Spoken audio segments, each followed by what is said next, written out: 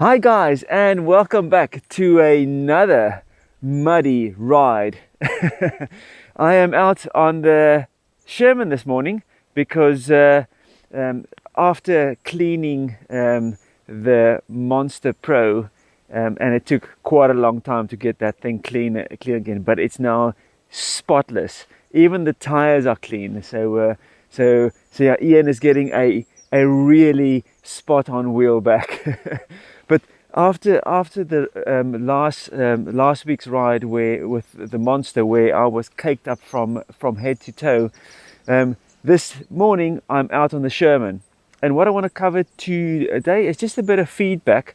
I'm going to see if I can head down to the canal and see how muddy it is next to the canal, and then take you down for a little ride there. But what I would like to do is just give you some feedback on the clog pads or the side pads and what I've found so far with riding it on the Monster Pro. And the other thing, I also want to give you some feedback on the tire pressure of the Sherman, because a lot of guys, in my previous Sherman video I asked for some feedback about tire pressure that you guys run, and I've actually up my pressure to 30 psi, and I've been using it for a few days, and this is on this ride. It's going to be pretty much the second ride on the higher PSI. So I just want to give you guys some feedback. But yeah, first let's get some riding in. Let's go. It is really muddy.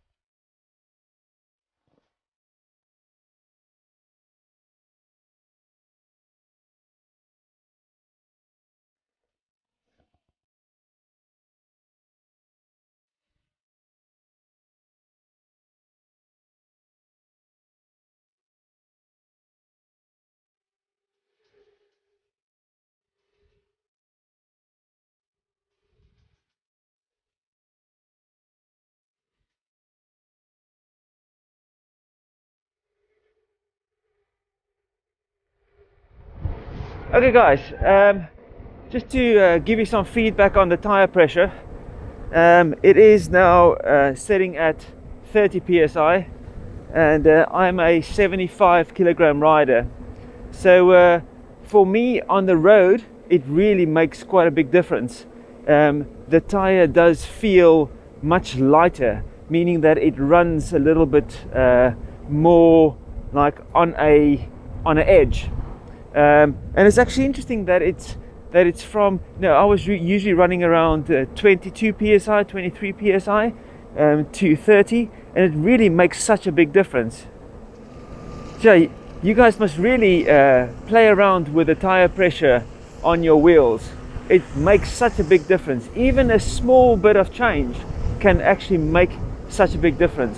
And it might just be that little key for your current riding style. If you're a new rider, you trying to learn how to ride, or you're an experienced rider where you just need a different edge on your wheel. So give it a bash. So 30 psi on the road is awesome.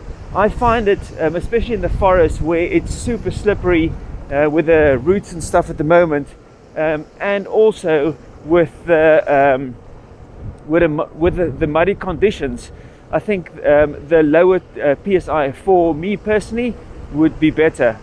But we'll see. We are close to the canal, so I'll give you some feedback on how it feels like when it's really muddy. I think it's going to be too muddy, but let's have a go. If you don't have a go, you'll never know. Okay guys, let's head down to the canal.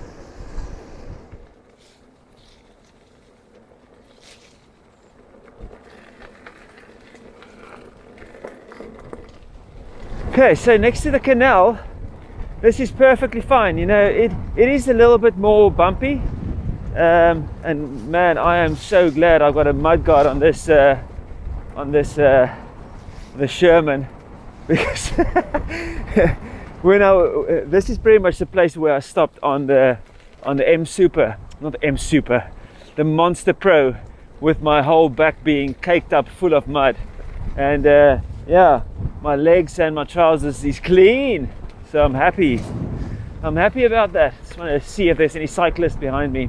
But yeah, so on this type of conditions, it's also perfect. So 30 psi for me is good. I think when it's a little bit rougher, especially when it's dry, and no, I can even go down to 25. And no, I don't really hit the curbs hard, or you know, if there's a hole in the ground or a pothole or whatever, I will usually be able to spot it, because I know this route. But yeah, so that's my update on the tire pressure on my Sherman. But yeah, guys, try tire pressures on your wheel, chop and change it, and see how it works for yourself. You will be surprised. It makes quite a big difference. It is really muddy, man. I'm very sorry for bringing you only muddy rides, but hey, this is the UK. This is how it works. Still fun to be out. Really good fun to be out. That's a no entry sign. Ooh. The other tip. You guys see this this bridge here. Now, this wood in the middle, running down here, it's really slippery. It is almost like snot. Meaning that if you lean back hard and you brake, you're going to go down. That's how slippery it is. Because I have fallen on that. I think it was a few years back, where it was fairly dry outside, but I was going around.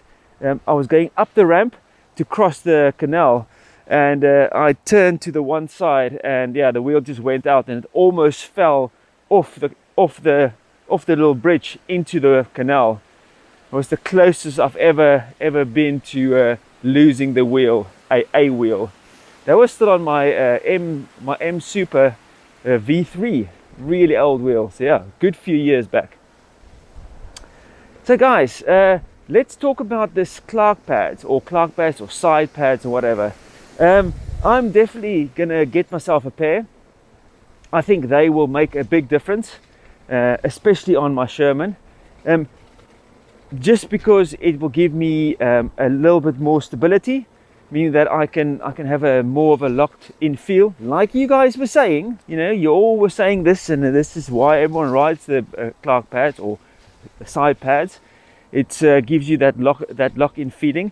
It is going to be, for me, something to get used to, because I like to bend my knees and move and swerve to the one side. You step on the one side of the wheel to move it around, where I will have to change my riding style. And this is what I found on the Monster Pro, that if you bend your knees, the pads is in the way or touching your shins. That's perfectly fine. You know, I couldn't adjust these ones, but on my ones I will definitely go for the industrial Velcro. And so I can adjust them on the fly. So if I'm doing long straight rides, I can have them nice and far apart, so I can have a more relaxed ride or more free ride. And then when I want to do maybe a bit of jumping or hopping over curbs, or a more technical ride where I need a little bit more locked in feel, then I would move them a little bit closer. And I think the Velcro idea is by far the best. Look at that beautiful reflection on the water behind me. Hope you guys can see it.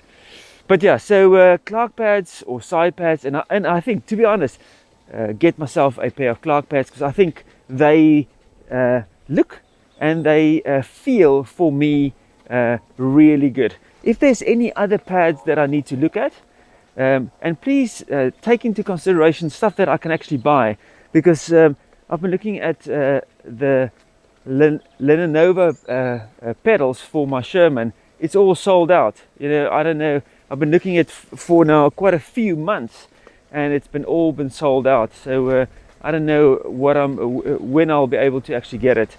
So a little bit disappointed in that. I would have liked to buy myself a pair so I can try them out. Yeah, if you have any other pad ideas for the Sherman, please drop them in the comments below so I can go and check them out. I'm gonna go across here, because yeah, I would really like to go and try, not try, but probably look at a few and then make my decision to which ones is going to work. Well, which ones, I think all of them are going to work. It's just which ones are I like the look of. So just man, when you ride a unicycle, you've got all this gear on you. It's like look behind me, look at the camera, and make sure the wheel is still a good battery charge. There's so much stuff you need to check out for. So yeah, just to give me my final thoughts, man. It's like I think the Clark pads or the side pads is definitely a worthwhile upgrade. I just need to get my hands on it so I can start using it, start getting used to it. And I think especially in the winter will give me some time to really do some slow riding, because that's pretty much what I do most of the time now. It's just way too muddy to actually go and crank out the speed. It's just, yeah, just not fun at the moment on the speed front. Riding my wheel, super fun. But yeah, guys, any help would be much appreciated. Drop some recommendations down in the comments below. Let me know how you guys are getting on with your tire pressures, and if it does make a big difference for you, drop some comments below. This might also help other people thinking that they must just stick with the tire pressure on the side of the tire. I think I usually use the pressure as a gauge. When I get the wheel, fill it up to that pressure, and then I go up or down. Depends on how the wheel performs for me. And then on the side pad side, you know, it's for me just to get it and then look at one that I can actually get hold of, and then yeah, look at the recommendations, go for it, make a decision, stop talking about it, and just go. And then also for the pedals as well. I'm looking at the different models so I can get that on the Sherman, because I think the Sherman is going to be a wheel that is going to stay. To be honest, I don't know about you guys, but it's very difficult for me to look at selling the Sherman. It's just the Sherman is just such a solid wheel. But yeah, super excited for the S20 as well. You know, I was like, can't wait for that one to arrive.